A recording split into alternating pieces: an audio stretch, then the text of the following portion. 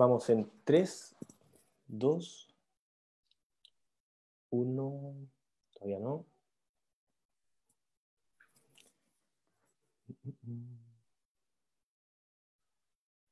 Ahora sí. Hola amigos y amigas, ¿cómo están? Mi nombre es Patricio Medina y estamos en un nuevo viernes de estos programas recurrentes de las 3 de la tarde y en horario también diferido para distintos países de Latinoamérica. Tenemos un gran tema, tenemos también grandes invitados. Vamos a hablar de si se puede prevenir el Alzheimer, esta pregunta que es muy interesante de poder conversar. Nos acompaña Patricia Alegría, neuropsicóloga y presidenta de la Corporación Alzheimer Chile. Patricia, ¿cómo estás? ¿Todo bien? Bien, Pato, como todos los viernes acá Sí, conectados, pero muy bien. con frío, pero bien. Sí, está medio Eh, helado en Santiago hoy sí, día, pero está rico. nos acompaña también un gran invitado, Janus Kremer. Él es médico, doctor, neurólogo y director del Instituto Neuropsiquiátrico Kremer de la ciudad de Córdoba. ¿Cómo estás, Janus? ¿Todo bien? Hola Patricio y hola Patri. Parece que se han quedado cortos de nombres en Chile, que son todos Patricio. Somos dos, Es Patricio. verdad. ¿Y el nombre es Janus o Janus? Eso me Las gustaría... dos ¿Cómo te formas están bien decimos? Ambas, pronunciadas, ambas. pero bien pronunciado es Janus. Janus, ya, perfecto, perfecto. Janus, doctor Janus. ¿Cómo está, doctor? ¿Todo bien? Un agrado tenerlo hoy Bien, día con nosotros. contento. La verdad que muy alegre de que me hayan invitado. Me encantan estas iniciativas. Sigo creyendo que es ridículo que seamos todos países separados cuando tendríamos que ser una gran nación. Un invento que quedó de la época de la colonia y creo que seríamos mucho más fuertes siendo un gran país todos juntos, aún con las diferencias peculiaridades de cada región, ¿no? Así Así. que feliz de estar con ustedes y feliz que me hayan invitado. Gracias a usted, doctor. Le contamos que estamos transmitiendo para la Fundación León en Tucumán, para la Voz de Maipú, acá en Maipú, en Santiago de Chile, y transmitiendo también mediante nuestros amigos de Alzheimer Iberoamérica para varios países, y también los invitamos a interactuar, a hacer preguntas, comentarios que vamos a estar leyendo durante este programa. Y para partir, antes de irnos de lleno al tema, queremos saber cómo está en Argentina la situación de la pandemia, cómo ha sido el manejo de la pandemia, en qué están allá. Contarles a nuestros amigos también de Argentina y otros países que nosotros en nuestro país ya estamos en julio, ya una etapa bien larga, más de 120 días de cuarentena, hemos tenido grandes contagios, lamentablemente también muchos compatriotas fallecidos y fallecidas. Si bien es cierto, la última semana, y por eso es interesante contrastar cómo ha sido en otros lugares, se ha visto esta leve mejoría que se ha dicho, la tasa de contagio versus la cantidad de test con respecto a los contagios ha ido bajando, por ejemplo, en la región de Los Ríos y Aysén, pero está el riesgo claramente de confiarse, de dar el paso más allá, cuando todavía estamos en este proceso de análisis, de ver cómo se está dando. Me gustaría preguntarle, doctor, cómo ha sido allá. Yo sé que usted trabaja en el Sanatorio Morras y además en el Instituto Neuropsiquiátrico Kremer. ¿Cómo lo han hecho? ¿Cómo han trabajado con pacientes con demencia? Y también cómo ha sido un poco este proceso de cuarentena, quizás incluso más larga que la nuestra acá en nuestro país. Bueno, Argentina es un país muy largo y muy ancho, como ustedes, un poquito más gordo que Chile. Y por lo tanto yo creo que son varias geografías distintas, con idiosincrasias distintas. Córdoba está mucho mejor que Buenos Aires y el conurbano.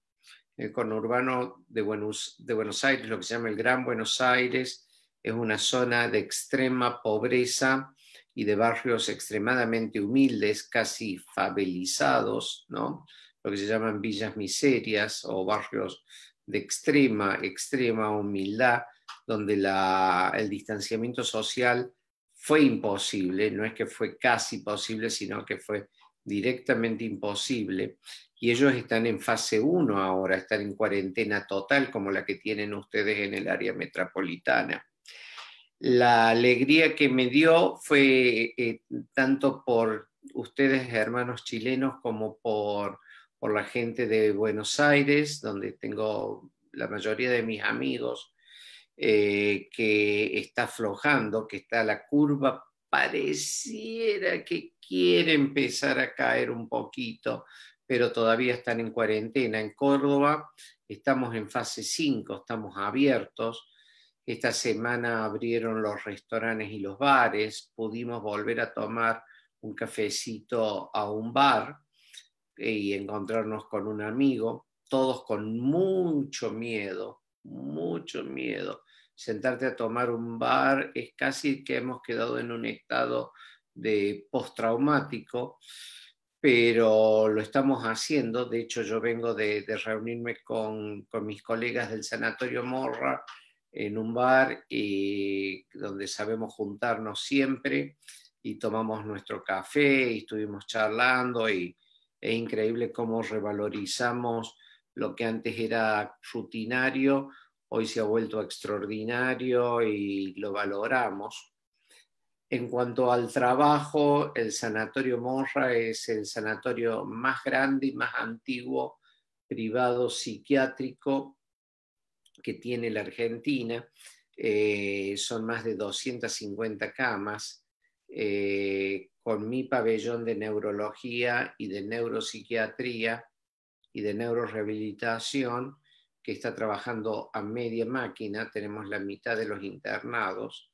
Internar hemos suspendido lo que es la atención ambulatoria, no tenemos por ahora habilitado lo que es consultorios externos, solo la guardia y las admisiones requieren todo un doble protocolo de aislamiento, doble hisopado antes de pasar a sala común.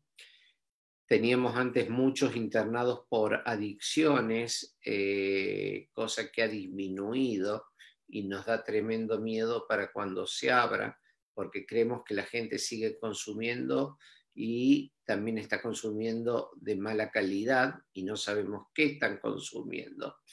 Estamos internando lo eminentemente urgente con todas estas normas de bioseguridad, pero ha habido un incremento.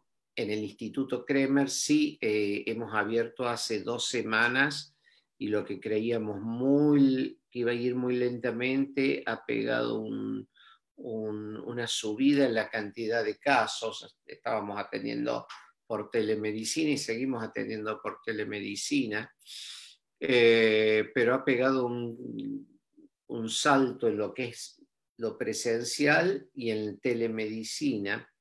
Fundamentalmente casos, todo lo contrario a lo que es el título de esta conferencia, que es prevención, sino que son consecuencias. Lo que estamos viendo en un 95% son consecuencias de la cuarentena, que es básicamente las consecuencias del Alzheimer tardío, depresión, alucinaciones, aumento de la agresión, crisis de hipersexualidad, increíble los casos que hipersexualidad se inscribe en el marco de lo que es los casos de desinhibición. Patti sabe lo que es mis trabajos sobre el lóbulo frontal, Patricia. Y lo que vemos son fenómenos de desinhibición y de muy difícil manejo y cuadros psiquiátricos de lo que es el síndrome duplicativo, reduplicativo de Capgras, precisamente por el encierro y la pérdida del contexto externo.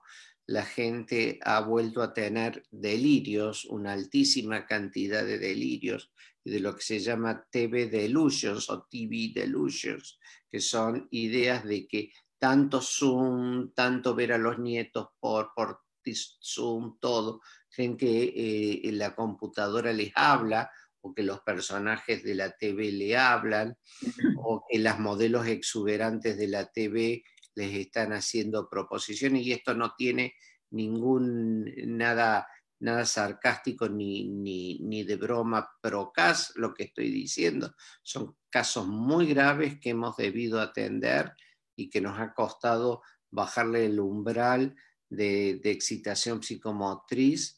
Incluso esto llevó a mayores, a manoseo de las empleadas o manoseo de las propias hijas, y los hemos visto en un grado altísimo como consecuencia del encierro.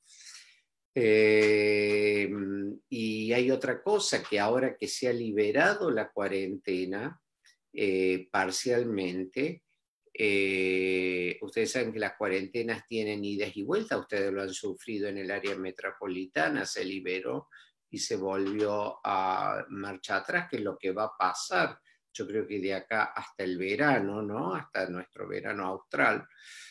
La gente no entiende nada, dice, podíamos salir, ahora no podemos salir, ahora que pueden salir tienen mucho miedo los hijos de sacarlos a los adultos mayores, cosa que da, que realmente es cierto. Yo tengo personalmente mi madre de 88 años, que ni loco la llevo a comer afuera, la tengo pensado traer de su casa a mi casa y que quede acá y de acá llevarla a su casa.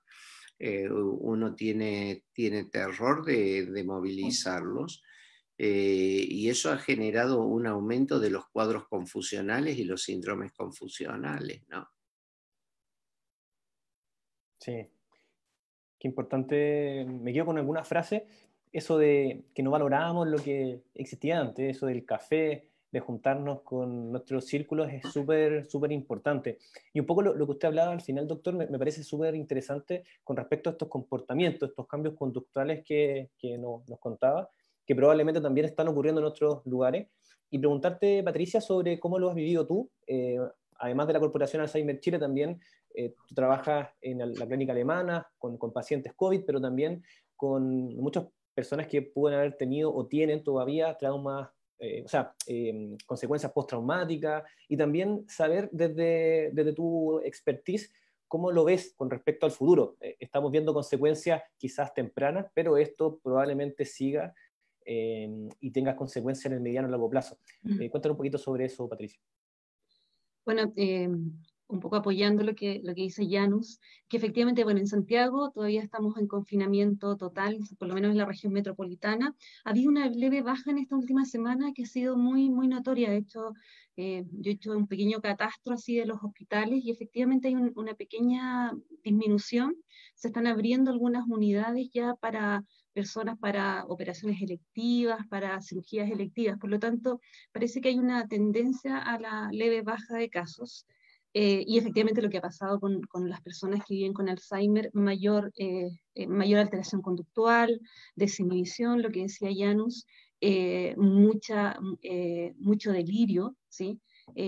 Delirio de que alguien les está robando, falsos reconocimientos, todos estos casos que de alguna manera las indicaciones eran salgan a dar una vuelta como medida no farmacológica, se están exacerbando también.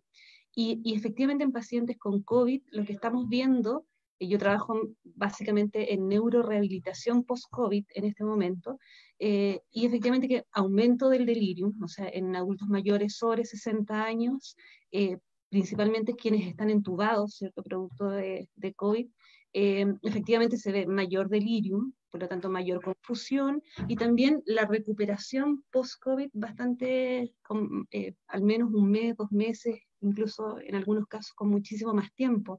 Entonces, si bien estamos como en baja en número de contagiados, sí hay un alta en todo lo que significa rehabilitación y tratamiento de las personas adultos mayores que sufrieron COVID, y si además se agregaba una demencia a la base, por supuesto que complejiza un poco más el panorama en ese sentido. Y también acá en Santiago, la verdad que no hemos visto como en la disyuntiva de qué hacer, o sea, los servicios rápidamente han tenido que transformarse en telemedicina, teleasistencia, al igual que nosotros como corporación.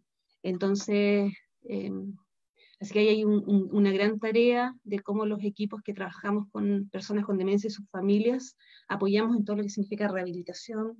Desde el primer día nosotros señalamos que va a haber un aumento, ¿cierto?, de casos con demencia.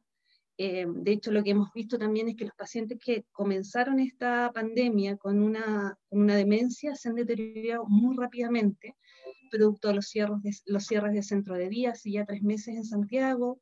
La mayoría refiere que hay un deterioro bastante marcado en estos 3 meses, mayor que el esperado en otros 3 meses sin pandemia. Así que es un poco ese el panorama acá. Sí. Vamos a ir de lleno ya a nuestro tema del día de hoy. Y antes de partir el tema con algunas preguntas, me gustaría hacer como un breve comentario sobre estos mitos y realidades. Tenemos muchos mitos urbanos con respecto al Alzheimer. Hay harta información que me gustaría que conversáramos para poder clarificar. Se dice que la edad influye en esto, se dice que es un tema hereditario, se dice que el consumo de tabaco y alcohol, que incluso yo he escuchado harto esto de que esto es una enfermedad que no se puede hacer nada, un poco en la resignación de que es una enfermedad degenerativa. Y ahí me gustaría preguntarle, doctor, de estos mitos realidades, ¿qué pasa con esto del componente hereditario? ¿Qué pasa cuando al parecer la edad es el principal factor, el consumo de tabaco y alcohol? Y esto que se conversa mucho, que al parecer es una enfermedad que no tiene, no se puede hacer nada, que no hay mecanismos paliativos. Cuéntenos un poquito, doctor, sobre eso y vamos a ir derribando estos mitos y realidades urbanos. Bien, muchas gracias, Patricio. Voy a hacer un eslabón con lo que acabamos de hablar de COVID. Voy a dar mi impresión personal y voy a empezar a responder a tus preguntas y te voy a dar algunos links para que la gente pueda leer después, ¿no? Yo creo que veníamos fantástico antes de la irrupción del virus, porque veníamos realmente investigando muy fuerte, tanto Argentina como Chile y Brasil, en un estudio internacional llamado FINGER.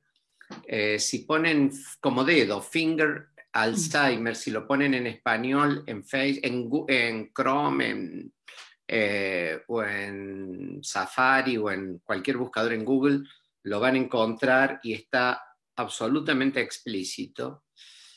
Y creo que esto de toda esta tendencia al trabajo de la prevención y en lo que eran las nuevas drogas, el coronavirus nos ha atrasado por lo menos 5 a 7 años, ¿no? Porque todos los cañones de todas las farmacéuticas están dirigidas a COVID, incluso las que estaban en Alzheimer, ¿no? Creo que COVID va a ser un súper gran negocio, así que tú como ingeniero dedicado a negocios, apunta tus cañones a eso, ¿no? Y avísanos así compramos acciones. Alzheimer ha dejado de ser, yo creo que la Real Academia Española hace 2 años cometió un tremendo error al hacer sinónimo Alzheimer a pérdida de memoria. Creo que de una profunda ignorancia. Sabemos que Alzheimer, recién tardíamente en su evolución, Alzheimer es un gran abanico y con los biomarcadores que fueron una forma de detectar muy tempranamente Alzheimer, sabemos que el proceso anormal de daño celular comenzaba 25 años antes de que aparezca la pérdida de memoria. Por lo tanto, hablar de edad ya era tarde en el proceso de presencia de la enfermedad. Es como si fuera un iceberg, la punta del iceberg, pero muchos años atrás, 25 años atrás, el proceso degenerativo empezaba. Y en el último año estábamos trabajando fundamentalmente mis colegas de FLENI, Buenos Aires, nosotros como subsidiaria local simplemente, pero es un estudio finlandés, o sueco, perdón, como van a leer si buscan FINGER Alzheimer, en el que se compararon aproximadamente 2.000 personas entre 60 y 70 años con las mismas condiciones socioeconómicas, las mismas condiciones cardiovasculares, el mismo nivel educativo, y se las comparó cambiándole 5 hábitos de vida, que es lo que trabaja Patricia, entre otras cosas, que son extremadamente sencillas, y quién sabe si les van a prestar atención por ser tan baratas, que son cambios de hábitos como alimentación, estado de ánimo, nutrición, salud emocional y actividad física. Estamos pensando en actividades que no cuestan nada más que ponerse un par de zapatillas y en vez de comer grasa, comer vegetales y pescados, que ustedes son excelsos en esto. Y se comparó la profunda diferencia, y fue absolutamente positivo, la diferencia que hubo entre los 2.000 que no recibieron esta dieta o estos 5 cambios versus los que sí los recibieron, y había un retraso de la enfermedad casi de un 35%. Fueron 2.000 pacientes, a tal punto que este estudio se intentó hacer mundialmente y fue frenado por COVID, o sea que esperemos poder reanudarlo en el 2021.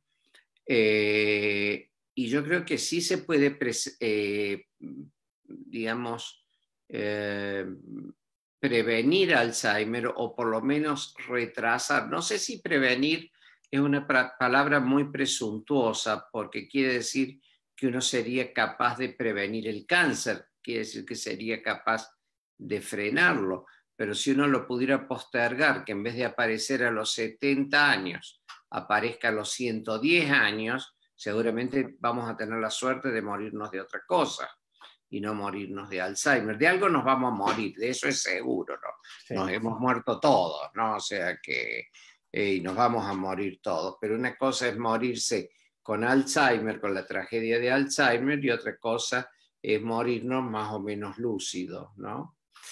Lo que es genético, porque no quiero escapar a esa pregunta que tú me dices, y voy a volver al tema de Finger, que realmente en algo es lo primero que creo, y ten en cuenta que yo he vivido económicamente gracias a la industria farmacéutica, que he ido probando drogas desde hace 30 años.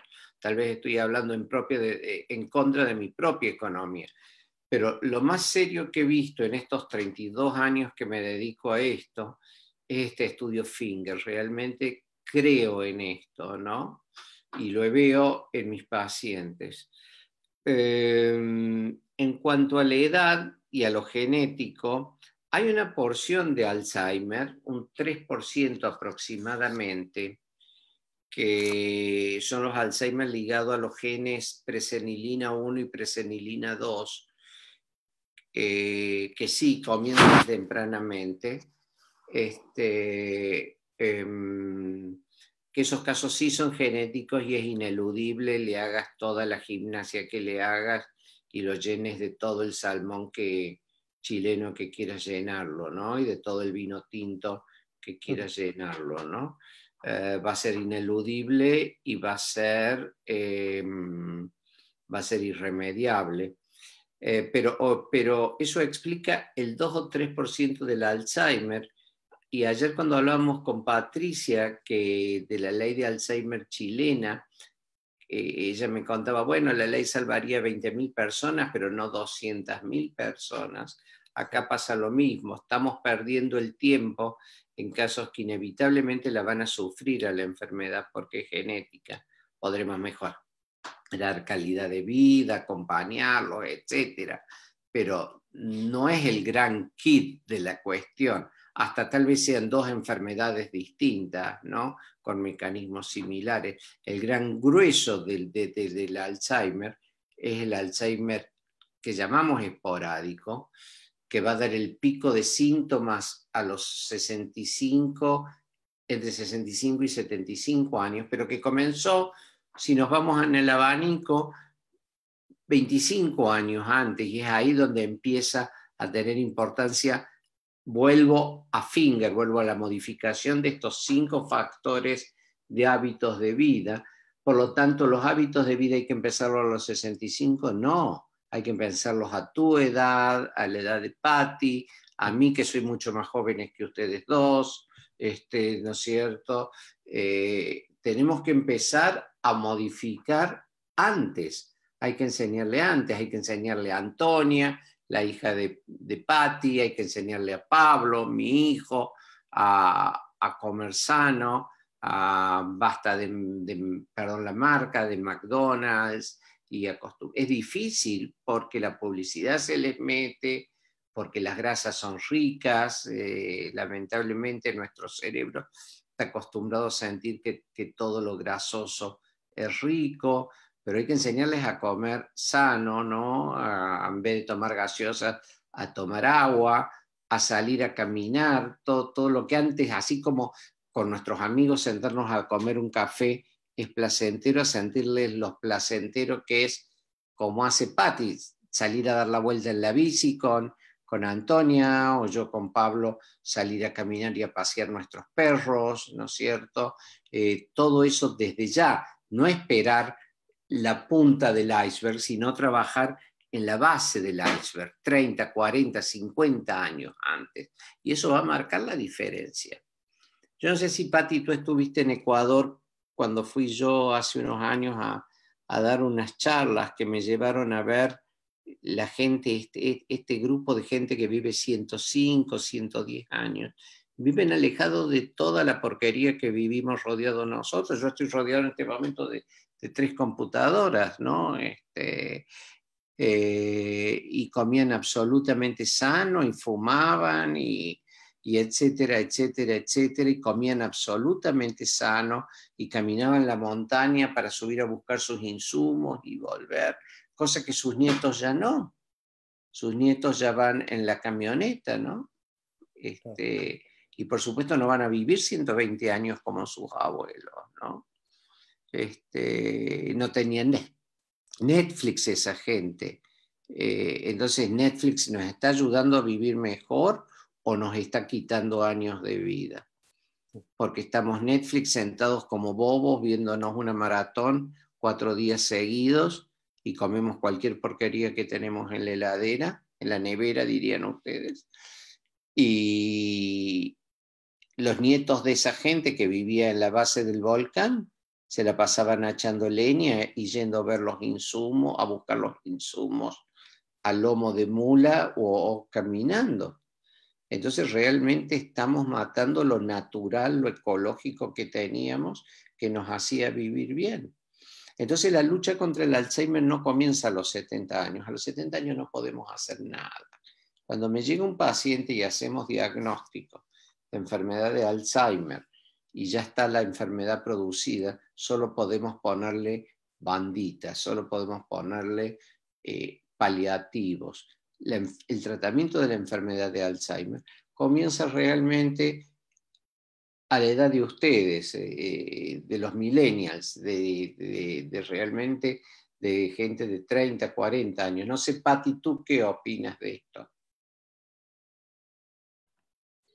No, absolutamente de acuerdo, Janus. O sea, cada día, desde el que de alguna manera no se encuentra la cura de la enfermedad y empezamos a trabajar en prevención, por supuesto que cada día la prevención va mucho más tempranamente. O sea, tiene sentido, es la prevención que se hace como lo que tú dices, con Pablo, con Antonia. De hecho, muchos estudios señalan que ya solo escolarizarse, o sea, ir a una educación formal que empieza a los 4 o 5 años, ya solo la escolarización produce una reserva cognitiva, que es lo que te protege, lo que tú decías, a que el Alzheimer a lo mejor no te dé tan tempranamente, sino mucho más tardíamente. Yo siempre digo esto, un cerebro lingüístico es un cerebro mucho más... con mucho más protectores frente a cualquier enfermedad neurológica, específicamente enfermedad de Alzheimer. Entonces, hay una serie de cosas que se pueden prevenir y que son bastante simples, que no son medicamentos, que son cambios de hábitos. Un poco lo que nos ha arrojado esta pandemia. O sea, en este tiempo también no hemos visto la obligación de hacer cambios, porque como no hay cura, no hay antibiótico, ni hay medicamento para esta pandemia, efectivamente donde están nuestras fortalezas es en la alimentación, es que nuestro sistema inmune responda. Por lo tanto, ahí hemos tenido que hacer un cambio de hábito que también está muy relacionado a lo que estamos hablando hoy día de prevención. Claro. Oye, Pati, quiero aprovechar de hacerte una pregunta, bueno, una reflexión con respecto a lo que decía Janus. Esto, por un lado, la medicina ha ido evolucionando, probablemente hay mucho más tecnología, mayor preparación, pero es interesante eso que a pesar de que vamos avanzando con respecto a la medicina, nuestro mismo hábito, nuestra misma calidad de vida, por así llamarlo, se va empeorando, producto de toda esta tecnología también que tenemos, un poco lo mencionaba el doctor, Netflix, esta llamada comodidad, el comer mal. Entonces, si bien es cierto, vamos modernizando o se va complejizando la medicina, nuestro mismo hábito de vida va haciendo que esto finalmente sea perjudicial. O sea, por un lado avanzamos, pero por otro lado retrocedemos. Y preguntarte, Pati, sobre lo que tú mencionabas, qué importante eso de los factores de riesgo, cómo la educación puede ser un factor determinante en los primeros años de vida, y también saber un poco tu visión sobre los aspectos psicosociales en la prevención del Alzheimer. El aspecto ambiental, el aspecto también social que viven las distintas personas, no es lo mismo poder tener esta primer acercamiento a la prevención, a una mejor vivencia para poder después, ojalá, postergar lo más posible esta enfermedad, dependiendo del sector social, socioeconómico que uno vive. Es mucha la diferencia en nuestro país con respecto a sectores de Santiago, a sectores con respecto a las regiones.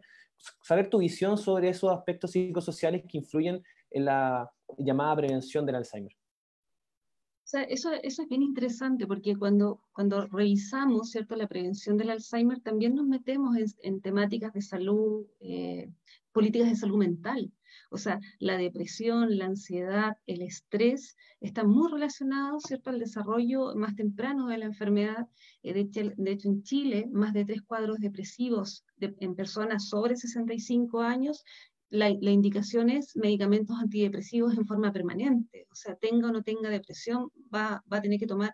¿Por qué? Porque se sabe que eso genera, ¿cierto?, de alguna manera una disminución en los riesgos que tiene esa persona sobre 65 años en desarrollar cualquier otra patología neurodegenerativa, como en la línea de enfermedad de Alzheimer, u algunas otras enfermedades como accidente cerebrovascular. Entonces, efectivamente, lo que yo te mencionaba, o sea, la educación, y ahí estamos hablando en edades, por ejemplo, hay una comisión, Lancet, que señala como que hay 9 factores, ¿cierto?, a la hora que son modificables para disminuir el riesgo de enfermedad de Alzheimer. Algunos que se pueden aplicar antes de los 18 años, ¿cierto?, por ejemplo, como es la educación, o sea, que los niños realicen una educación formal o no formal, pero que estén en el aprendizaje, en el desarrollo del cerebro lingüístico. Otro en edades más medias de la vida, como decía Janus, o sea, en la edad que estoy yo, por ejemplo, que está Janus. Te voy a incluir también Janus en esta edad. Gracias. Pero en esta edad en que podemos hacer, por ejemplo, hipertensión, la obesidad, o sea, podemos hacer cambios en la dieta, aumentar, ¿cierto?, nuestra actividad física, y ya más avanzado, lo que tiene que ver con el fumar, ¿cierto?, con la depresión, inactividad física y el aislamiento social. Nosotros, desde que empezó esta pandemia, como corporación hicimos un llamado de que efectivamente esta distancia social no es distanciamiento emocional, ¿sí? O sea, tenemos que estar conectados, aunque tenemos que estar separados, y la distancia solo es física. ¿Por qué? Porque efectivamente si sumamos, ¿cierto?, que tenemos que quedarnos en casa con baja actividad física, si además estamos viendo, como dice Janus, todo el día Netflix y la maratón, ¿cierto?, de películas durante todo el día, no tenemos muchas demandas a nivel cognitivo. De hecho, ¿cuáles son las actividades? Cuando uno hace una revisión, ¿cierto?, de estos, para desarrollar de alguna manera reserva cognitiva que me permita a mi cerebro enfrentar de mejor manera una enfermedad neurodegenerativa en el futuro, sin duda son las actividades desafiantes y las actividades diversas. Porque a veces nos hacemos especialistas en una actividad y a lo mejor leemos y leemos. Pero claro, no es diverso. La gracia está en que leamos, en que aprendamos algún instrumento musical, en que complejicemos a lo mejor algunas tareas que las hacemos en forma cotidiana. La diversidad ayuda mucho a la reserva cognitiva. De alguna manera tener metas, hay estudios muy bonitos en relación a cómo darle significado a la vida, el poder tener metas a mediano, a largo plazo, darle un sentido a la vida, darle un sentido de mi sentido en el mundo, ¿cierto?, mi sentido social.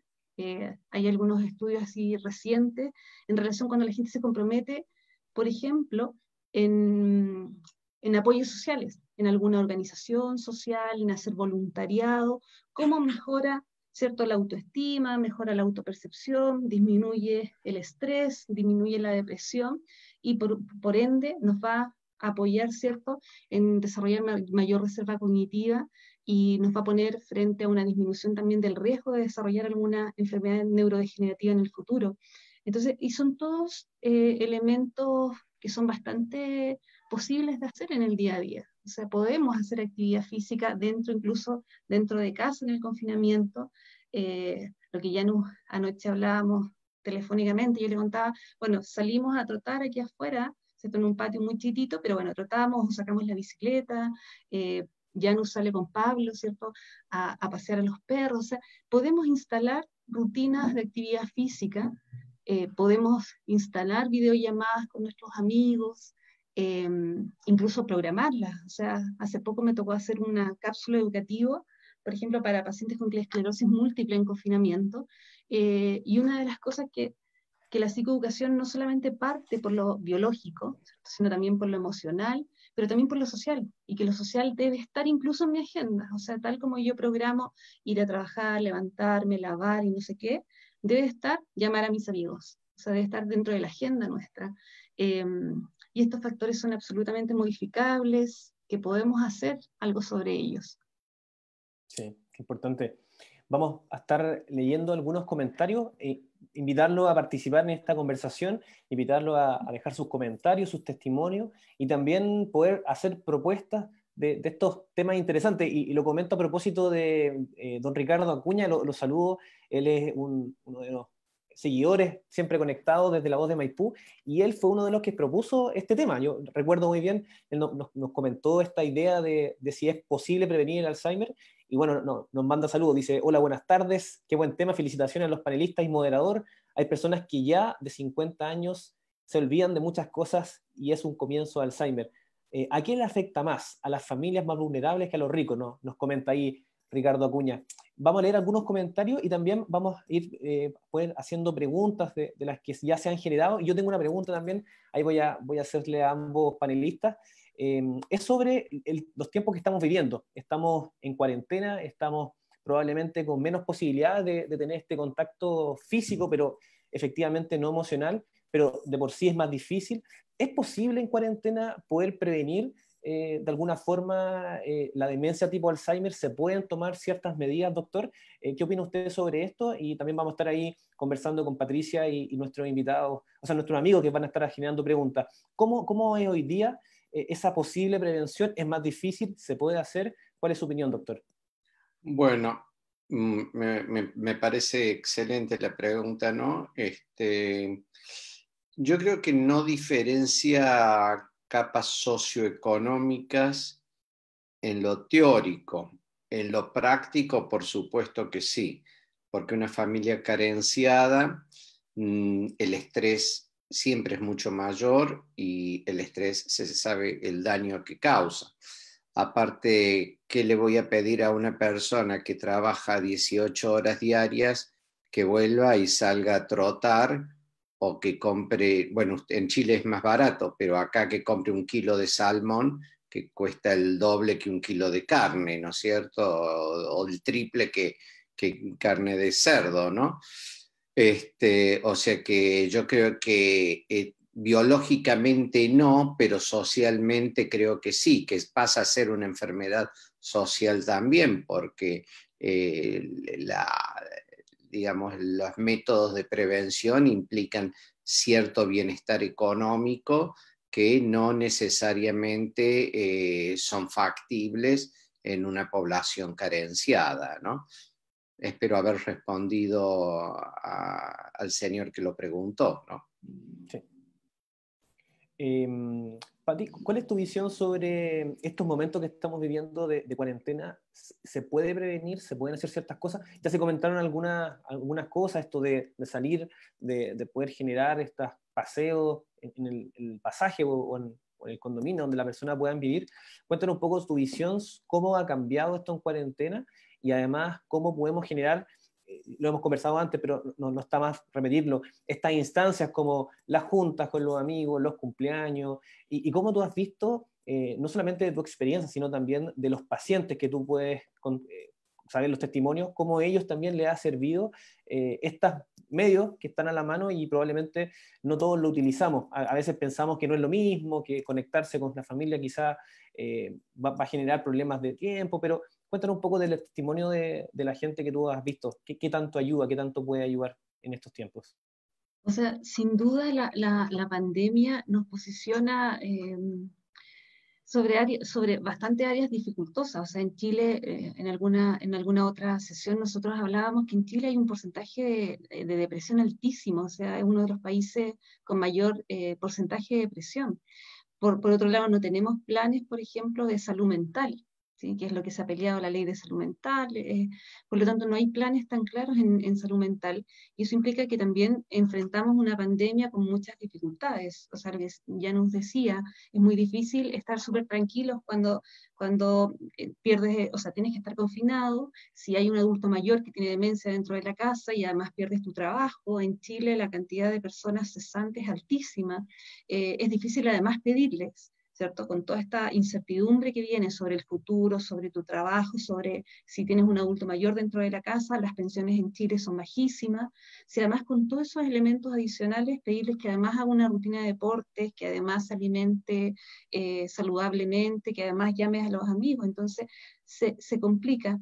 Yo diría que en este tiempo de crisis sanitaria es súper importante ser consciente de estos factores de riesgo, o sea, cuáles son mis factores de riesgo a la hora de enfrentar lo que decíamos inicialmente, o sea, no solamente tengo que no contagiarme de un virus, sino que además, si es que me contagio, tengo que ser bastante resiliente y resistente, ¿cierto?, frente a ese virus.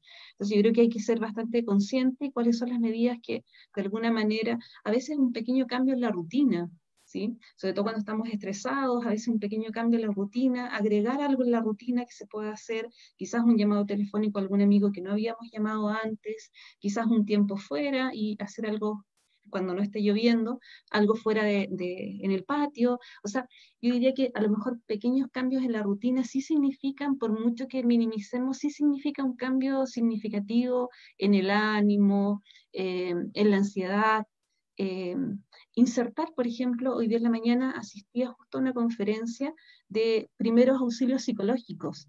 Por ejemplo, insertar una rutina de 10 minutos de respiración, ¿cierto? Que la Universidad Católica lo ha desarrollado bastante bien, 10 minutos de respiración, respirar en 4 tiempos, bajar en 4 tiempos, mantener en 4 tiempos, eso durante 10 minutos, inmediatamente disminuye, por ejemplo, la actividad del sistema simpático, disminuye el nivel de cortisol en sangre, por lo tanto, disminuye con esa simple actividad que no necesito mucho tiempo, 10 minutos, ya hace un cambio, ¿cierto?, en mi nivel de estrés. Efectivamente, ser conscientes que no vamos a manejar todos los elementos, o sea, en este tiempo lo que más tenemos que hacer es flexibilidad, o sea, nos vamos a lograr hacer todo lo de la casa. Hoy día en la mañana, por ejemplo, Antonia me dice, mamá, no alcanzo a estudiar para una prueba. Bueno, eso no es lo importante, o sea, en realidad lo importante ahora es que logre medianamente tener estas clases online. Si logra estudiar o no, no es algo sobre lo que me voy a rigidizar. Cuando estamos ansiosos, cuando tenemos mucha incertidumbre, nos rigidizamos en las conductas, tendemos a pensar que todo lo vamos a controlar, que todo lo tenemos en las manos, y la verdad que lo que tenemos que hacer es flexibilizar, o sea, qué es lo relevante, qué no, y sobre eso, por supuesto que vamos a tomar medidas. Entonces yo te diría que pequeños cambios incluso en la rutina. Yo le contaba a Janus antes de empezar este programa que esta semana sentí que me estaba pasando la cuenta a la cuarentena y me puse a estudiar canto. Entonces Janus le dije que le iba a cantar un tango así después eh, por lo tanto, pequeños cambios a veces ya generan una posición distinta frente al estrés, frente a la depresión. Por lo tanto, yo diría que no hay que o sea, no hay que ser nihilista en esto, no sirve, nada sirve. No sirve ni todo ni nada, pero puntos intermedios sí sirven. Sí. Oye, harta gente conectada, harta gente participando, y hay una pregunta para el doctor Janus sobre, lo voy a leer, nuestro amigo Mariana Pérez dice, ¿cuáles serían los primeros indicios en una persona que me llevaría a pensar que está comenzando con una enfermedad de Alzheimer, sin que exista un examen objetivo que lo respalde? Bueno, y también preguntarle por esos exámenes, pero ella pregunta sobre algunos síntomas, algunas señales que pueden detectar, por ejemplo, para los nietos o hijos de una persona que pueda tener estos pequeños síntomas que pueden inducir a una posible enfermedad de Alzheimer. Bien, antes de contestarle a Mariana, me gustaría agregar algo a lo que dijo Patricia, que es una de las cosas tremendas que estamos viendo en cuarentena, es el aumento del uso del alcohol, ¿no? Del alcoholismo, en todas las clases sociales, y tanto en los hijos como en los pacientes. Que es algo que seguramente no contribuye ni a la prevención ni al cuidado del paciente con Alzheimer, o sea que es algo a lo que llamo a tener la atención, y creo que anoche lo hablábamos también con Patricia cuando hablábamos de esta charla. Con respecto a lo que pregunta Mariana, es muy buena tu pregunta, Mariana, porque los hijos de los que sufren Alzheimer, generalmente gente que está muy asustada y muy traumatizada de que les vuelvan a pasar a ellos. Si esperamos que sea la pérdida de memoria, ya va a ser tarde, ya va a haber avanzado la enfermedad. La pérdida de memoria, a diferencia de lo que se creía hace unos años, es un síntoma hoy considerado tardío, no considerado temprano. Y mucho tiene que ver con lo que hablaba Patricia antes. Los cambios son más cambios complejos, muy sutiles, son cambios fundamentalmente funcionales. Es que uno deja de funcionar de la forma que lo era antes, y hay un tema que es muy escabroso porque está entremezclado con la vida diaria de una persona de entre 40 y 50 años, que es la depresión.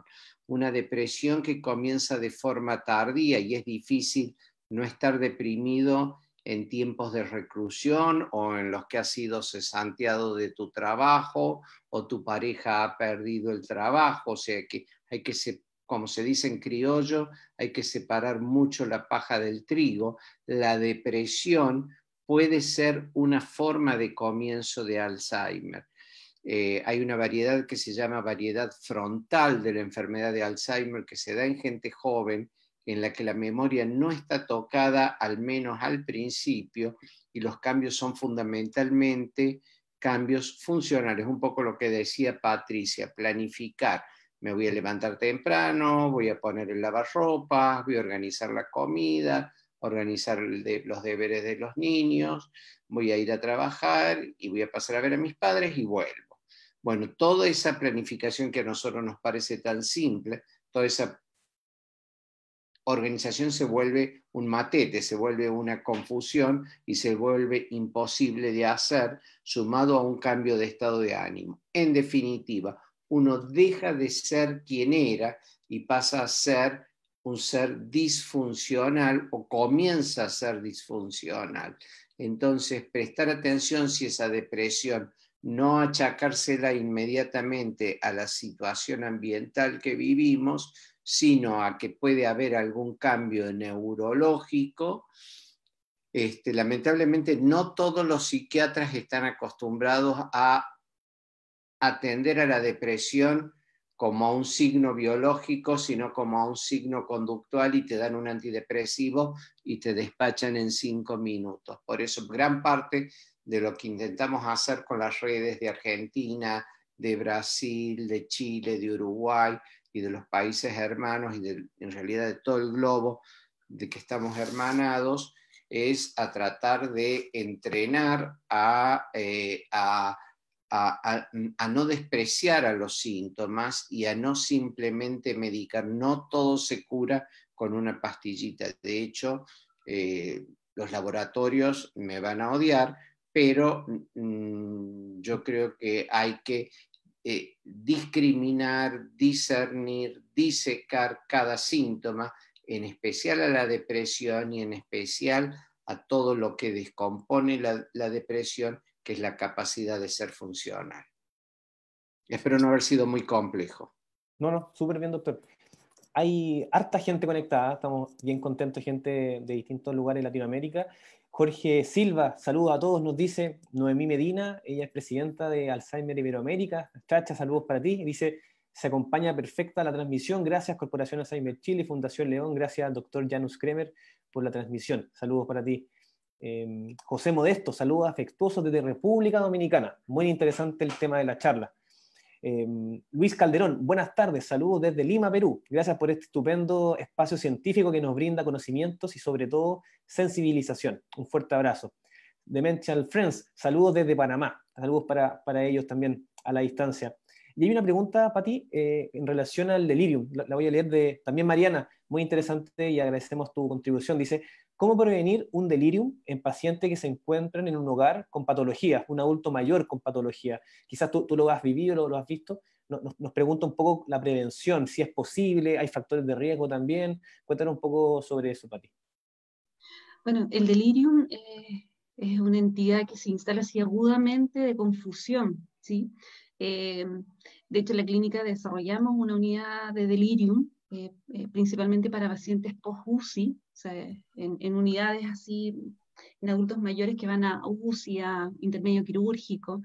Hay varias maneras. La primera, disminuyendo un poco los factores en cuanto a medicamentos, hay algunos medicamentos precursores de delirium, tomar harto líquido, la deshidratación es precursora de delirium, pero hay medidas también no farmacológicas, orientación es un poco lo que hemos hablado en otras sesiones, o sea, la orientación es súper importante, relojes donde pueda mirar en qué momento del día está, a lo mejor algún calendario cerca de donde esté, cosa de que pueda orientarse en qué día está, en qué horario del día está, ambientes tranquilos, iluminados, minimalistas, con apoyo de la familia. La mayoría de las veces las familias son un buen apoyo. De hecho, cada día las unidades en general están ingresando más. Las UCI ahora, por ejemplo, son de puertas abiertas, donde la familia se instala como el tercer terapeuta dentro de las UCI. ¿Por qué? Porque nos ayudan muchísimo a orientar a las personas que pueden tener mayor preponderancia a hacer un delirium, por ejemplo. Así que hay varios protocolos de delirium de la Universidad de Chile, la clínica alemana donde trabajo yo, que podrían revisar exhaustivamente. Hay varias indicaciones ahí. Sí. Hay una pregunta que he estado leyendo que se repite bastante, que quizás podemos aclararlo, doctor, con respecto al tema hereditario. Voy a leer la pregunta. Jorge Patricio Silva Izaguirre nos comenta un poco su testimonio también. Dice, mi madre, de 83 años, fue detectada con Alzheimer hace 3 años. Sin embargo, 3 hermanas de ella tienen algún grado de demencia a una edad más temprana. ¿Es la demencia o el Alzheimer traspasable genéticamente? ¿Cuáles serían las formas de abordarlo para su prevención? Y también Ricardo Acuña nos comenta un poco esto del tema hereditario. Nos dice, probablemente, dice su madre, aquí está, dice, ¿qué pasa con las neuronas cuando no se renuevan, cuando ya son adultos mayores? Un poco lo que usted decía, de que esto no se detecta a tiempo. También nos pregunta, y le incorpora un elemento más, nos dice, ¿quién está más propenso? ¿Mujeres, hombres o ambos por igual? Es importante también ir aclarando eso, doctor. Cuéntenos un poquito su visión con respecto al tema hereditario, el caso de nuestro amigo Jorge, y también esto de mujeres, hombres, ¿es por igual? ¿Hay un factor de riesgo más propenso a uno u otro género? Bien, empiezo por la última parte. Hay igualdad entre ambos sexos. Las estadísticas a veces son engañosas desde la perspectiva que se ve, porque las mujeres tienden a vivir 10 años más que los hombres, estadísticamente, como nos torturan permanentemente, terminamos viviendo 10 años menos. Ya no me hagas pelear en vivo. Exacto. Así que como la licenciada Alegría, ¿no es cierto? Entonces, la tendencia es igual, ¿no? Es igual. Ahora, la primera pregunta del amigo Jorge es muy interesante porque es muy frecuente lo que él menciona, que en personas de comienzo tardío uno siempre arma el árbol genealógico, y el árbol genealógico que Jorge está describiendo es muy frecuente. En ese caso, lo que nosotros hacemos es, los estudiamos genéticamente, por supuesto, porque hay algunos tipos de Alzheimer que son de origen familiar, aunque tengan comienzo tardío.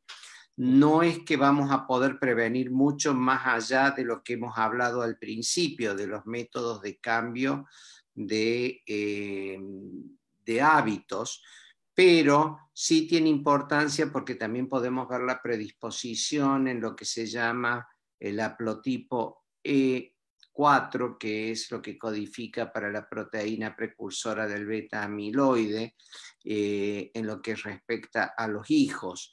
Y si bien no es importante hoy, o sea, hoy no tiene una aplicación, no es que no sea importante hoy, si bien hoy no tiene una aplicación terapéutica, muy probablemente lo tenga mañana o pasado cuando salgan las drogas nuevas, porque hemos visto que este haplotipo, el épsilon, cuando es variedad E4 o E3 o E4-E4, es un poco complejo de explicarlo si no es una clase específica, también codifica para otras enfermedades, no solamente para la enfermedad de Alzheimer, sino para la demencia vascular, que era lo que antes mal se llamaba arteriosclerosis, que es la que predomina en toda América Latina, de México incluido hasta Tierra del Fuego.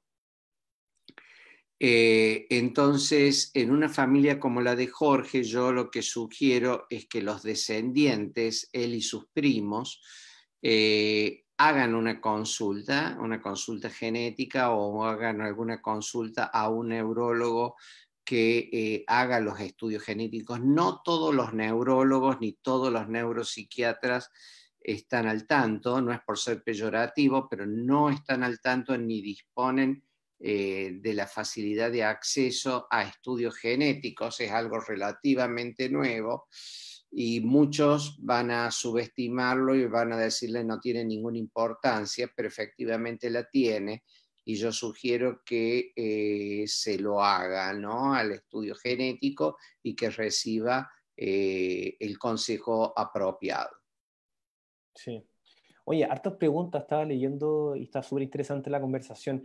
Mira, Pati, hay una pregunta que te la quiero hacer a ti sobre los cuidadores y cuidadoras. Marta Carvajal, que se conecta siempre con nosotros, le mandamos saludos a ella, nos dice, quiero preguntar sobre, yo llevo muchos años cuidando a pacientes con Alzheimer y eso me puede afectar, ¿me recomiendan algún examen a tomar para ver cómo estoy? Qué importante eso sobre los cuidadores y cuidadoras que están con alguna familiar que tiene Alzheimer.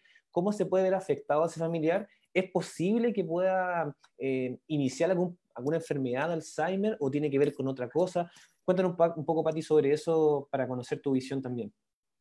O sea, el ser cuidador de una persona con Alzheimer, de hecho las corporaciones, uno de los lineamientos más importantes es el trabajo con el familiar cuidador de alguien con Alzheimer, porque lleva a la base este trabajo mucho estrés, y un estrés además largamente mantenido. Una enfermedad de Alzheimer, 12, 15 años cuidando a alguien, la mayoría de las veces sin relevo del trabajo.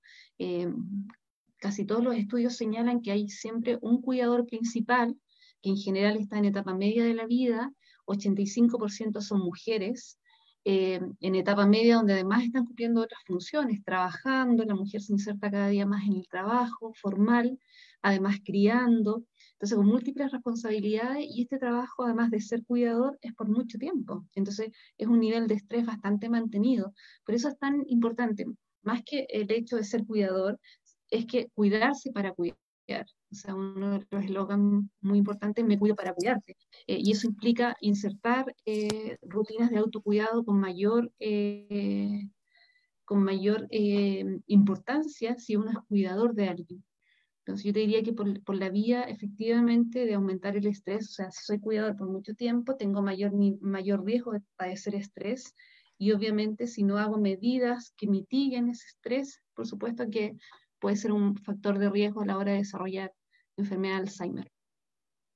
Tengo una pregunta, doctor. Jorge Meyer hace una pregunta que quizás es muy común, de hecho lo hemos conversado internamente, que probablemente es algo que la gente cree mucho.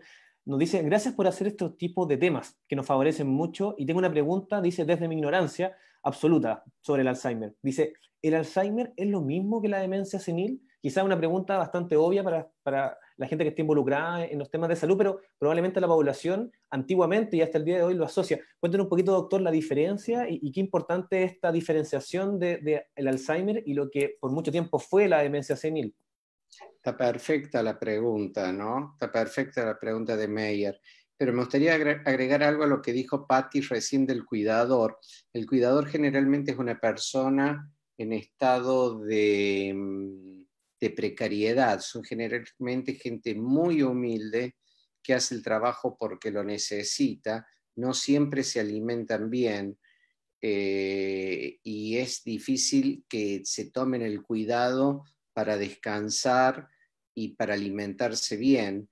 Por lo tanto, aparte del riesgo de Alzheimer y todo, tienen riesgo de enfermedad cardiovascular y de diabetes altísimo las cuidadoras, ¿no? Y no siempre no van a controles cardiovasculares, oncológicos, de mamografía, de ginecología.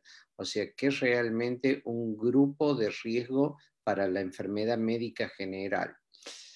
Ahora, con respecto a demencia senil, hay dos mitos. Uno es demencia senil y el otro es arteriosclerosis. No sé si en Chile se usa también arteriosclerosis no se usa. No. Bueno, acá en Argentina sí, y en otros países sí. Son temas que son títulos o epónimos que no son de ninguna utilidad técnica, ni son de ninguna utilidad técnica médico-legal. Yo que a veces hago pericias desde el punto de vista como neuropsiquiatra de las demencias, ningún juez las acepta, ni yo las acepto cuando viene de un colega. El término demencia senil es un término absolutamente perimido hace más de 30 años. Lo que sí se puede hablar es de Alzheimer de comienzo temprano o Alzheimer de comienzo tardío o senil, por eso se puede crear confusión, pero el término demencia senil es un término inexacto que no explica absolutamente nada. Sí se puede hablar de demencia vascular o se puede hablar de demencia mixta, pero el término demencia senil no dice absolutamente nada. Sí. Hay estos comentarios, estas preguntas, y probablemente no las alcancemos todas, pero hay una de Jimena Carvajal, también siempre se conecta. Lo leo de acá del celular porque es más grande el texto. Dice, mi duda siempre ha sido la soledad, es decir, estar todo el día acompañada de una mascota por mucho tiempo, porque vive sola con su pareja, y esta trabaja desde muy temprano y llega tarde. ¿Puede influir en el desarrollo del Alzheimer? Esta soledad que ella nos comenta, es la vida que tuvo mi madre, porque vivía en la otra ciudad, lejos de sus hijos, y solo podíamos verla una vez al año, a lo más, 10 días, a pesar de los llamados telefónicos que igual, por temas económicos, no eran tantos como se quisiera. Siempre he tenido esa soledad, siempre he tenido que esa soledad le generó esta enfermedad. Ella comenta un poco el testimonio de su madre, que vivía con una mascota, pero su marido, su esposo, llegaba tarde y pasaba mucho tiempo sola, y siempre le quedó esta sensación que quizás por la soledad probablemente generó esta enfermedad. Patricia, preguntarte un poco sobre eso, sobre ese factor de riesgo y también asociarlo a lo que estamos viviendo hoy día, la soledad de los adultos mayores. Lo hemos conversado en varios programas, la cantidad de adultos mayores que vive solo en nuestro país, y ahí vamos a estar también conversando sobre el doctor en lo que pasa en Argentina. ¿Cómo lo ves tú? ¿Es una responsabilidad país? Hay una generación también que tiene que entender de que todos vamos a llegar a ser adultos mayores y tiene que ser un cambio cultural. Cuéntanos un poco sobre tu visión. O sea, a ver, hay que diferenciar primero entre el concepto de vivir solo y soledad. La soledad es una percepción subjetiva, ¿sí? Yo puedo sentirme sola a pesar de que esté rodeada de personas. Por lo tanto, el que personas vivan solas, ¿cierto? No significa que estén solas, tiene mucho que ver con las redes de apoyo. O sea, el vivir solo no es una condicionante para tener mayor cuadro depresivo, si tú tienes buenas redes de apoyo. Entonces yo te diría que lo central ahí es desarrollar las redes de apoyo, que son las que te van a sostener en momentos de conflicto, que son de alguna manera las que te van a motivar, ¿cierto? Van a satisfacer de alguna manera esta sociabilidad tan necesaria, porque somos seres sociales, seres en el lenguaje. Entonces, por lo tanto, el concepto de soledad es subjetivo, o sea, y en ese sentido, por supuesto que las personas que son adultos mayores con bajas redes de apoyo, por supuesto que tienen mucho más predisposición a hacer enfermedades, como decía Janus, o sea, alimentarse mal, a cambiar los horarios ciclo sueño-vigilia, a no tener actividades motoras. Nosotros estamos haciendo mucha acompañamiento a adultos mayores que viven solos, porque sabemos que tienen mayor riesgo de no hacer actividad física, porque es mucho más motivante cuando uno se asocia a otros para hacer actividades físicas, o si tiene un motivador externo. En tiempos de crisis los motivadores externos son bastante buenos, o sea, cuando una amiga te llama y dice, bueno, dejamos en conjunto, es bastante más fácil hacerlo que si me pongo un motivador interno de hacerlo yo sola. Por lo tanto, yo te diría que ahí es bien importante las redes de apoyo, o sea, más que soledad o no asociado a que yo vivo solo, es que yo tenga redes de apoyo que me puedan contener, apoyar, motivar en este tiempo, sobre todo que no nos podemos ver y juntar.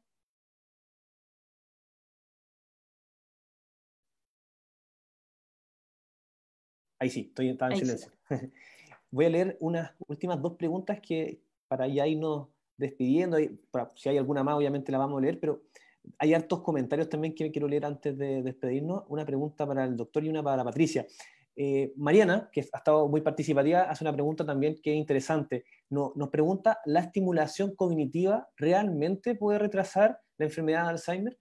Ver su visión, doctor, sobre la estimulación cognitiva, ya sea, un poco ya lo conversábamos, a edad temprana, pero también cuando, por ejemplo, vemos lo que, por ejemplo, se hace en la corporación todos los días, estimulación cognitiva a personas que pueden tener un Alzheimer leve. ¿Realmente eso lo puede retrasar, esta degeneración de la enfermedad? ¿Qué tan importante es la estimulación cognitiva en las personas que ya tienen demencia y también a edad temprana?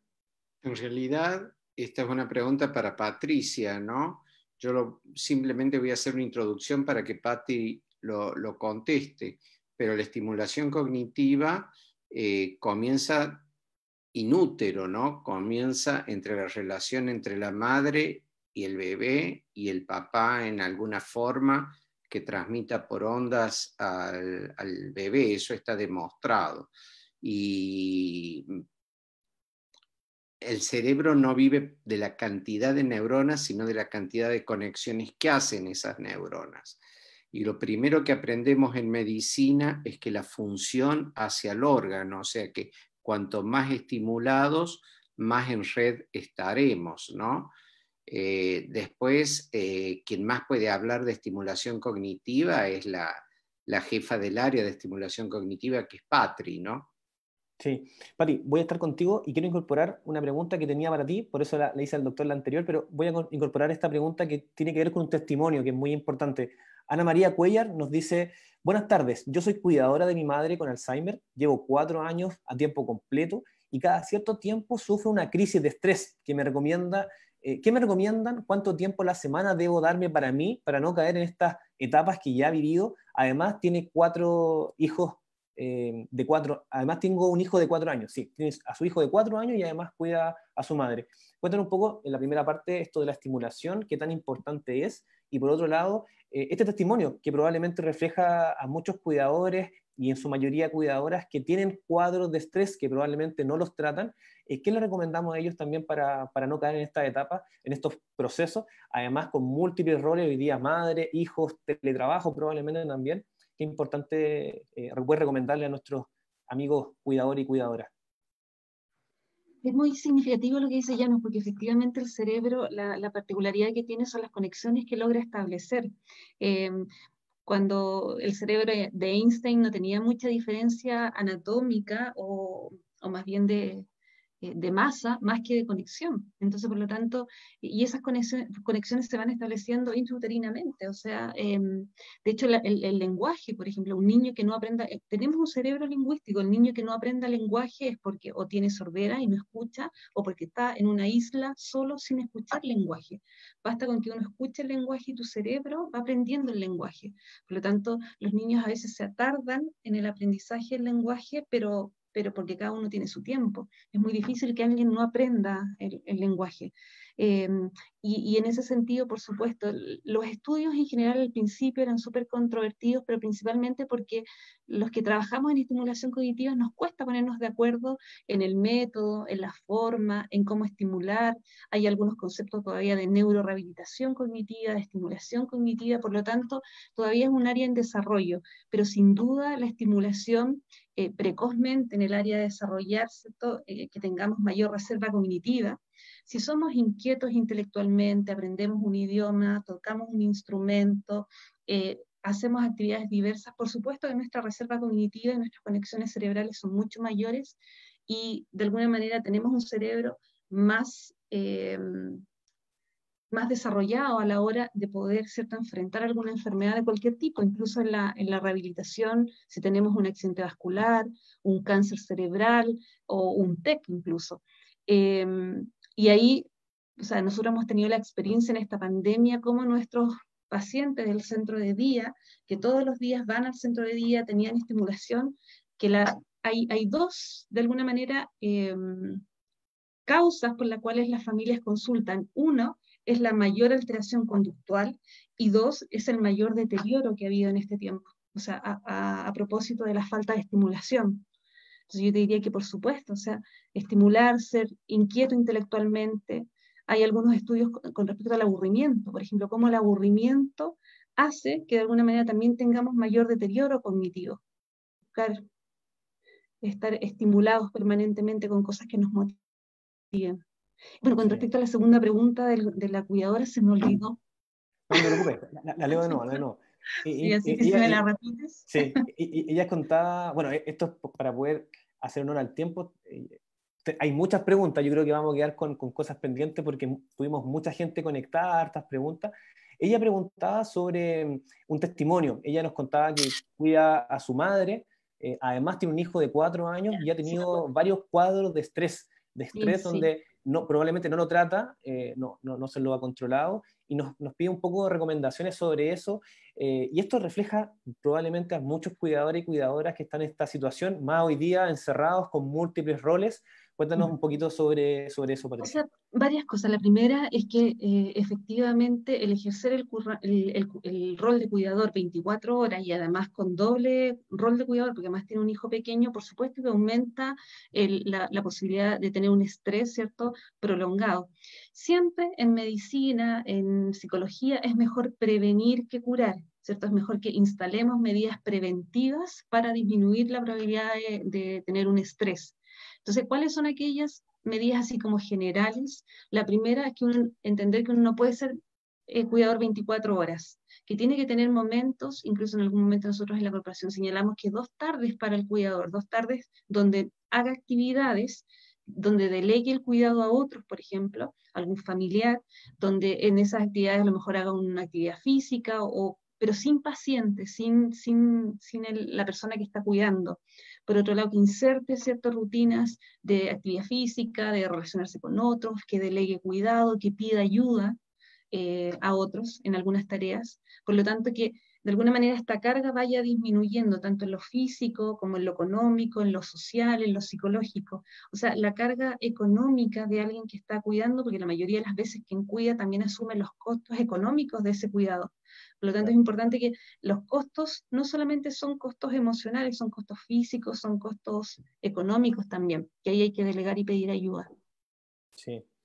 Ya nos vamos a ir despidiendo, doctor. Patricia, tenemos hartos comentarios que quiero aprovechar de leer antes que nos vayamos. Harta gente conectada, realmente más de 70 personas, 80 en un momento, 90 también, personas conectadas de distintas partes. Ricardo Acuña dice, buena doctor, la risa hace bien, risoterapia, nos comenta un poco ahí, el buen humor es importante también para generar esta prevención. Patricia Hadegor dice, gracias por esta charla maravillosa, nos enseña mucho a quienes tenemos familiares con Alzheimer. Mil gracias. Amigos de La Voz de Maipú, le mandamos saludos a ellos que también estuvieron conectados hoy día con nosotros. Y hay muchos comentarios en nuestra página, probablemente no lo alcancemos a leer todos, pero también vamos a estar leyéndolos en los próximos programas. Este es un tema muy interesante, la prevención, si es posible, estuvimos ahí derribando algunos mitos. Voy a estar leyendo ahora los últimos comentarios para irnos despidiendo. La Luz de la Luz también siempre se conecta participando con nosotros, nos dice, los ingresos per cápita también tienen mucha relación con este tema, ya que desafortunadamente, una vez más, las personas con mayor vulnerabilidad son las que tienen menos posibilidades económicas de mantener alimentación sana y nutritiva, porque no alcanza para consumir 5 frutas o verduras al día, por ejemplo. Respecto a la ley de Alzheimer, deben ser considerados los permisos o autorizaciones laborales para nosotras, las cuidadoras, en caso de tener que llevarlos a sus controles, en caso de hospitalización o en caso de una demanda extrema por alguna crisis que puedan vivir. Gracias por todo. Un abrazo desde Arica, el norte de Chile. Saludos para ti.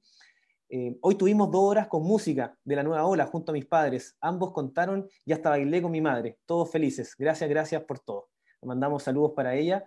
Ella nos dejó un testimonio muy lindo en el programa anterior. Saludos para ti, La Luz de la Luz, siempre conectada y participando con nosotros.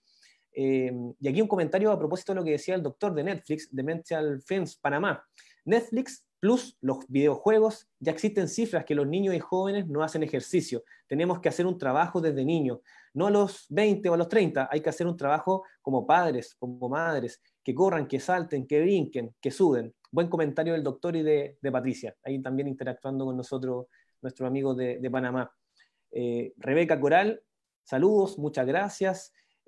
Rosa Cohen, felicitaciones, buen tema. Y cómo pasar la cuarentena, prevenir la depresión, ya que hoy da mucho en todas las edades, que hay viviendas muy pequeñas, mucha gente hacinada.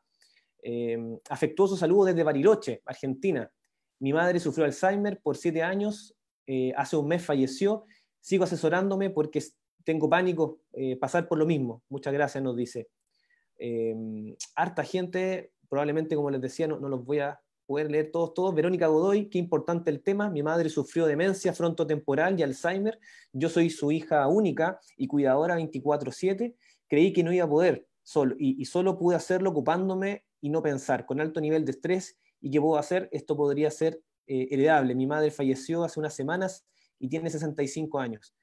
También aprovechar de invitar a estos grupos de apoyo que nosotros generamos los días jueves a las 7 de la tarde, vía Zoom, de forma remota, y esto es abierto, no solamente en Chile, así que aprovechamos de invitar a nuestros amigos de distintas partes para que nos contacten por redes sociales, para que puedan participar y también acompañarnos en esta distancia física que estamos viviendo.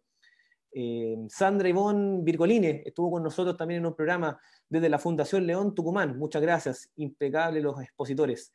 Guadalupe Ponce, saludos desde Acapulco, Guerrero, México, excelente tema. Saludos para ti. Muy buena charla, excelente el doctor Janus. María Inés Nauseiles. Ahí no sé si lo pronuncié bien.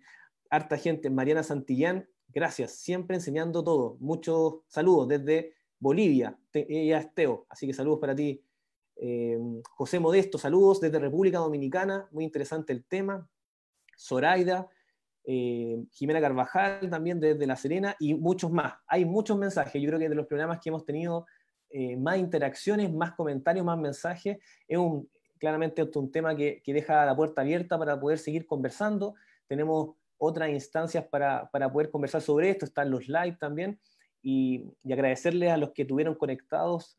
Aquí hay otro mensaje que llega también, Lidia Palomino, saludos para ti. Enrique, Zoraida Colmenares, harta gente, realmente harta gente conectada. Cada vez llega más mensajes, incluso ahora despidiéndose. Muchas gracias. Excelente el tema, buenos panelistas, muy buenos y siempre. Mi abuelita tuvo una enfermedad, yo era mi mamá. Saludos para todos los conectados. Realmente se nos hizo corto el programa, muchos mensajes. Saludar al doctor Janus Kremer, que hoy día estuvo con nosotros en este programa. Patricia Alegría, y les quiero preguntar reflexiones finales, para ya irnos despidiendo. ¿Alguna reflexión final, comentarios? Doctor, cuéntenos un poquito su visión ya para ir cerrando nuestro programa. Bueno, mi visión es que yo les agradezco mucho que podamos hablar de todo esto. Yo que viví mucho tiempo en el hemisferio norte, veo que acá tenemos la desventaja de ser pobres con respecto a ellos, que podemos tener una hermandad que allá no se vive. Las asociaciones de Alzheimer de América del Norte, si bien son buenas y cumplen otra función, no tienen nada que ver con la calidez de lo que podemos lograr acá. Creo que es una enfermedad que día a día vamos aprendiendo cosas. para mí lo fundamental es poder transmitir que no haya miedo, pero que sí, para cerrar un poco con el título de lo que fue la convocatoria, la prevención no empieza a los 60, 70 años, empieza a los 30, 40 años, con los cambios de hábitos de vida, y no solamente en la comida, sino, como decía Patricia recién, en la forma que podemos vivir. América Latina sufre económicamente de manera terrible y creo que post pandemia vamos a sufrir mucho más la pobreza y el desempleo. Creo que no tenemos que buscar una falsa alegría, sino estímulos reales, ¿no? Estímulos de compañía, estímulos de poder aprender algo, estímulos de poder tener encuentros y tratar de estimular nuestro cerebro y nuestra alma, ¿no? Es un tema que me autoinvito a que lo hablemos algún día con Patti, que es espiritualidad y cerebro, o espiritualidad y lóbulo frontal, que tiene, más allá de lo místico, intelectual, tiene una importancia tremenda en lo que es la capacidad de darle vida a nuestro cerebro. Muchas gracias por haberme invitado, ¿eh? Realmente fue un placer. Muchas gracias a usted, doctor. Realmente nos quedan temas pendientes y hay un tema propuesto, vamos a tomar el guante, vamos a conversar sobre eso. Hay hartas propuestas, vamos a estar leyendo también después para poder generar. Patti, para irnos despidiendo, comentarios finales. Estuvo muy interesante el programa, hartos comentarios, hartas preguntas, hartos temas que se abren también. Cuéntanos un poco tu visión ya para ir cerrando este importante tema del día de hoy. Sí, yo creo que interesante poder conversar acerca de estos temas que son tan candentes también y donde podemos hacer muchísimas cosas en la prevención. Hay un concepto, de hecho, hay un teórico bien importante en el ámbito de la resiliencia. A mí me gustan los conceptos de resiliencia, reserva cognitiva, porque hacen alusión también a todo esto preventivo. En este contexto de pandemia, lo que se necesitan son líderes resilientes, o sea, que generen resiliencia en los otros. Y uno de los teóricos más importantes en resiliencia señala que la ralentización, o sea, es un fenómeno que nos ayuda mucho en tiempos de crisis, que por ejemplo, si uno compara el modo de ser de los finlandeses, dista bastante, ¿cierto?, del modo rápido donde vivimos la cultura más bien en América del Norte y en otros lugares. Entonces, y te diría que claro, que es importante esto de mirar, de la risa, como decía por ahí alguien, la risa, el tener conversaciones interesantes, conversaciones que sean creadoras, creativas, apoyadoras. Yo creo que, claro, tenemos un mundo que desarrollar, lo que dice Janus. América Latina se caracteriza por ser una América Latina pobre, una América Latina con muchas carencias, donde efectivamente las deudas sociales son deudas históricas en el plano de la educación, en el plano de la salud. Pero creo que pero que América sí se caracteriza por ser una América solidaria, o sea, tan solidaria que tenemos a Janus acá, y gentilmente apenas lo invitamos dijo que sí, como hemos tenido al doctor Luna de México, como hemos tenido a Chacha. Por lo tanto, yo creo que esos son nuestros apoyos fuertes en estos momentos de crear resiliencia, y la resiliencia parte por otros, parte también por mirar, por ralentizarnos, calmarnos un poquito y mirar que efectivamente tenemos muchos recursos sobre los cuales podemos sí trabajar. Así que, Janus, muchísimas gracias por haber aceptado esta invitación y te vamos a tener en otro programa también. Sí. Me siento muy agradecido, no me siento invitado, me siento parte, así que realmente muy, muy contento y la verdad que estaría viendo Netflix tranquilo si ustedes no me hubieran interrumpido. Pero bueno, ahora quedamos todos. O sea, te ayudamos. Estamos previniendo en tu deterioro, Janus. Sí. Ojalá algún día pronto nos podamos ver todos, ¿no? Así es. Y un solo comentario me queda en este momento de que viven los nacionalismos y surgen todas estas diferencias y diferencias.